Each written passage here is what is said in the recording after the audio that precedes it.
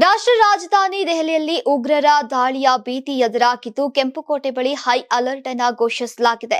ಚಾಂದಿನಿ ಚೌಕ್ ಪ್ರದೇಶದಲ್ಲಿರುವಂತಹ ದೇವಸ್ಥಾನವೊಂದನ್ನು ಉಗ್ರರು ಟಾರ್ಗೆಟ್ ಮಾಡಬಹುದು ಅಂತ ಗುಪ್ತಚರ ಇಲಾಖೆಯ ಮೂಲಗಳು ಎಚ್ಚರಿಕೆಯನ್ನ ನೀಡಿವೆ. ಗುಪ್ತಚರ ಇಲಾಖೆ ಮೂಲಗಳ ಪ್ರಕಾರ ಪಾಕಿಸ್ತಾನ ಮೂಲದ ಲಷ್ಕರ್ ಎ ತೊಯ್ಬಾ ಉಗ್ರ ಸಂಘಟನೆ ಕೆಂಪುಕೋಟೆ ಸುತ್ತಮುತ್ತಲಿನ ಪ್ರದೇಶಗಳು ಮತ್ತು ಚಾಂದಿನಿ ಚೌಕ್ನ ಪ್ರಮುಖ ಧಾರ್ಮಿಕ ಸ್ಥಳಗಳ ಮೇಲೆ ಕಣ್ಣಿಟ್ಟಿದೆ.